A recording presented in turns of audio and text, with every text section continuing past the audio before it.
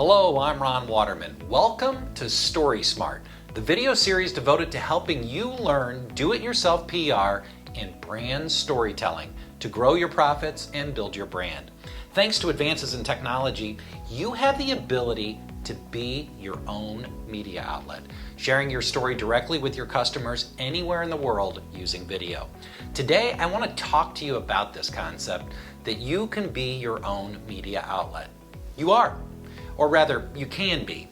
I'm here to challenge you to think of yourself in that way because honestly, in today's world, you can achieve anything with a little bit of imagination, creativity, and some initiative. So what the heck do I mean that you're your own media outlet? Well, here's what I mean in the simplest way I can say it.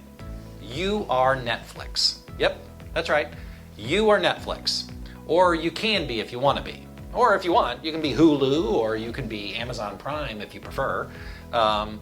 You have the ability to create original programming or story content. And you can stream that story content to an audience anywhere in the world on virtually any device. Think about that for a second. The barrier to entry to offer original storytelling is lower than it's ever been in the history of humanity. Think about that, in the history of the world. Sure, when we were cave dwellers, you could tell a story by the campfire, or you could draw some pictures on your cave wall, but you couldn't reach all the other cave people, could you? When the printing press came along, well, that helped with disseminating stories, right? Film and broadcast were big leaps also. Yeah, you could reach a lot of people, sure. But today is different. You can literally go global, quickly, in less than a day. Probably in a matter of minutes, I would guess. Just the fact that I'm using Netflix as an example of a media outlet for this is very telling. It wasn't that long ago that Netflix was a mail delivery service for videotapes and DVDs. If you wanted to watch a movie, they delivered it to your home. It was a convenience and a value-driven business. Then things started to change. There was a time when people said Netflix is dead. Right? There were people like dumping their stock, it was a bad investment, they were on the ropes, Blockbuster had gone belly up, but then Netflix, it's going to be one of those days, folks, then Netflix went all in with streaming, and the universe changed. Suddenly, Netflix was the way to watch programming like movies and television shows. Binge watching became a thing. We have Netflix to thank for that. Now I get mad when TV shows come out weekly. I'm like, are you kidding me? I'm supposed to wait week after week to see how the story unfolds? I hate that. Give me a break. I don't know about you, but what I tend to do is I wait for services like Showtime and HBO to release all their episodes first before I start watching, because I want to watch on my own terms and on my own time. I want to binge. I'm a binge eater and I'm a binge watcher. Give it time. There will be some sort of like Weight Watchers program for binge watchers. Count your TV points. You don't have that much screen time today. You're rotting your brain cells. Anyway, I digress. I'm getting off track. Netflix started by being the place you could watch old TV shows, right? Or old movies. I'll never forget where I was when I became a Netflix watcher. Spring training 2012.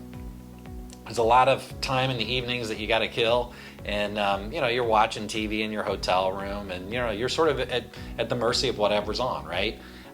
Well, somebody told me about Netflix, and so I downloaded the Netflix app on my iPad and started watching episodes of Battlestar Galactica in my hotel room. Oh my God, it was awesome. It changed my life forever. It was around that time that Netflix started creating their own content. House of Cards was born thanks to St. Louis playwright and screenwriter Beau Willimon. A tip of the cap to Beau. Oh boy, I can't talk today, folks. How about that? Netflix was literally reinventing the definition of television. They're creating their own content, and you're consuming it. And it's a streaming service. They literally changed the definition of television as we know it. I was blown away by the paradigm shift underway in television, that I could see that we, the St. Louis Cardinals, were essentially our own media outlet. We could create our own programming if we wanted to, and we could build an audience.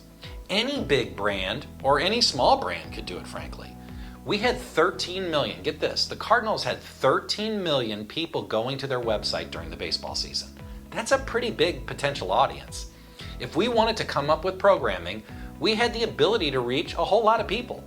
We were a household name in our market and beyond. So why not? I mean, what was stopping us? I love this idea of creating what I call brand entertainment, creating entertaining storytelling under your brand umbrella that promotes your brand.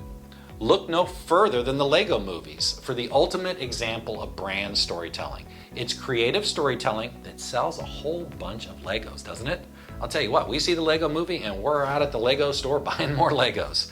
And then we're playing with the Legos and we're like, oh look, the next Lego movie's coming out. We gotta go see it. So anyway, that's just a perfect example of brand entertainment. It was around this time in 2012 that I created Project Nestflix.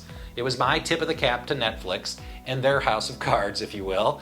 I figured our house of cards, the St. Louis Cardinals that is, could create some fun, entertaining content. As you may know from my previous videos, I came up with a serial video series called #The Front Office. It was a parody of the TV show The Office.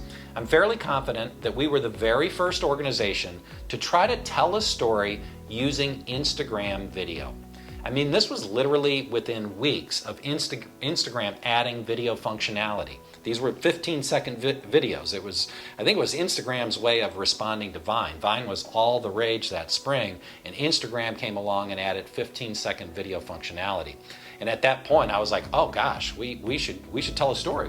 We should use this video functionality to start to build, because we were trying to build our following on Instagram. We should use it. Tell a story, create some compelling content, a reason to subscribe to our Instagram account, and that's what we decided to do. We did a serial program with 15-second Instagram episodes, and it was literally weeks after Instagram had added the video functionality. It was a rockin' great time. Truth be told, I've been coming up with silly stories my entire life, imagining all kinds of goofy things. My brain is kind of like watching Ally McBeal. In an alternate universe, I'm pretty convinced that I'm a writer for SNL or Saturday Night Live. Anyway, the nutshell summary of the story is, the Front Office, is that it's a parody of the TV show The Office, where Phyllis Smith, one of the stars of the TV show, a St. Louis native and a lifelong Cardinals fan, wonders what it would be like to go to work for the St. Louis Cardinals. She shares an office with Fredbird, the team's mascot, and you know, the mascot is the mascot, acting silly all the time. And from that jumping off point, it becomes a story of two rivals, Fredbird and the Rally Squirrel. That's right, Fredbird and the Rally Squirrel. Think about Bob from Account Temps and a little bit of Tanya Harding thrown in for good measure. You can watch the entire series. I swear to God, you will be entertained. You can watch the entire thing on Instagram by going and using the hashtag #TheFrontOffice. That's right, #TheFrontOffice. I'll never forget the reporter who was assigned from the Post-Dispatch to cover the story about our series. She was the TV critic for the Post-Dispatch. It took her a while to wrap her head around the idea that this was a TV series. Honestly, I don't think I ever convinced her that it was. She was a little bit old school. She couldn't accept the idea that streaming was television. It was streaming. It was an internet thing. It wasn't television. When she came to interview me, she was actually complaining about the newspaper making them download a video app to their phone that would enable the reporters to do quick news stories. Oh my gosh, my eyes lit up. I was like, you have this app? And it's on your phone? Tell me about it. So she tells me about it. Needless to say, I was so excited when she told me about it, I had to get the app. Videolicious was the app. I downloaded it that night. You could do quick little stories, lickety-split, with this marvelous little app. It was free. I owe her a huge thanks for helping revolutionize my world and helping usher in a new era of brand journalism for the St. Louis Cardinals. My point to you today with all of this is that you can tell a story too. You can be a media outlet just like Netflix. I'm not going to be able to say Netflix today, but you get the idea. You can be your own media outlet. Brand entertainment has been around for a really long time. It's essentially marketing via the creation of content that is funded or produced by a brand. In contrast with what I would call content marketing or product placement, where advertisers pay to have their brands incorporated into already existing TV shows and movies, brand entertainment is the story itself created by the brand. It's designed to entertain while also building awareness for the brand. Brand entertainment is funded by the brand rather than a studio. Today we're surrounded by brand entertainment. Video games, movies, the Lego movie as I mentioned. Early examples were things like the Colgate Comedy Hour, the Hallmark Hall of Fame, soap operas like As the World Turns. As the World Turns was actually created by Procter & Gamble to sell soap, and hence the name soap operas. In more modern times, how about the Mighty Ducks, the Disney movie that turned into an actual NHL team? Today, Red Bull rocks it with branded entertainment as part of its marketing strategy. Even Airbnb did an amazing documentary, The Gay Chorus Deep South, which documented the 2017 tour of the southeastern part of the United States by the San Francisco Gay Men's Choir. It was absolutely brilliant. These are all great examples of what I would call brand entertainment. And that one is both brand entertainment and really brand journalism combined. Okay, so what does all this mean to you? You can do something silly or fun, serious or otherwise, and offer it to your audience. The barrier to entry, honestly, is minimal, almost non-existent. You can shoot an entire movie with an iPhone, and people have done it. And the new iPhone can shoot cinematic film. I've seen the commercials on TV. It looks amazing. It's got the 3 lenses. Anyway, it's not about the equipment. The equipment is pretty inexpensive today, right? Like you can use your phone and you can create some pretty compelling content. You don't need a big studio to greenlight a project. That's the point. You just need imagination and initiative. Imagination and initiative.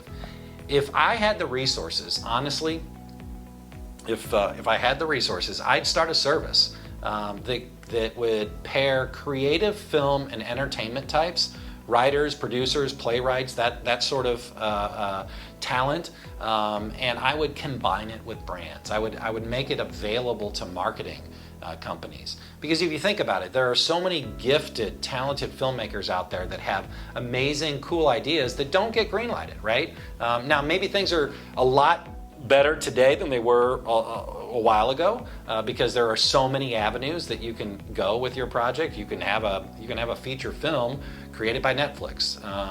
You could probably go to Starbucks and convince them to do something. There's so many ways in which you can create this content, and I'd love to be able to create, for lack of a better term, a Fiverr or an Upwork that would combine and pair up people with that talent with brands that have a marketing budget so that they can do some magical things.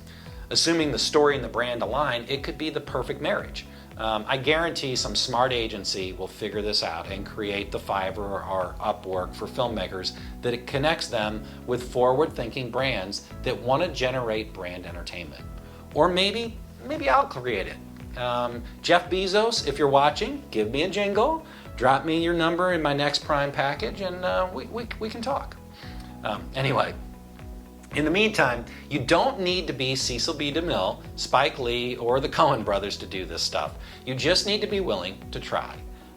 It could be short and simple. Probably in this world, it probably needs to be short and simple. I took a run at 2 quick concepts to promote my StorySMART brand, and we'll end today's video with both of those. My son Charlie was kind enough to play along and does an amazing job in acting with both of these. I'm hopeful that you find them entertaining. As we get more into these videos and I do more videos with this channel, you're going to see me try some things that are going to be, frankly, a little bit out there. I hope they all work, but if they don't, well, so what? I'm going to try them because it's fun to try. It's the authentic me, and you'll be missing all the shots that you don't take, right? Like that somebody really wise said that. I think like Wayne Gretzky or Maybe it was Michael Jordan, I don't know. But that's so true. You miss all the shots you don't take. So we're gonna experiment. We're gonna try some things. We're gonna have some fun, and we've already done that. My son Charlie is gonna make his acting debut today. So with that, let's binge watch Charlie Waterman.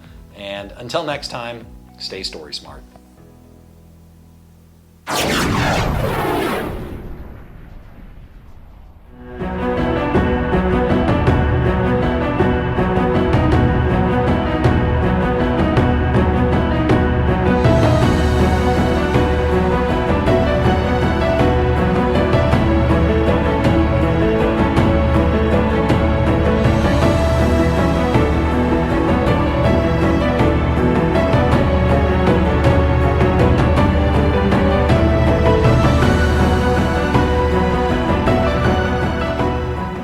What unites armies, gold, flags, stories. There's nothing in the world more powerful than a good story. Nothing can stop it, no enemy can defeat it. And who has a better story than a client who works with StorySMART creative social media? If your brand story is broken, you don't need to fall from a high tower to get StorySMART. You just need to hire my dad today. Get StorySMART today.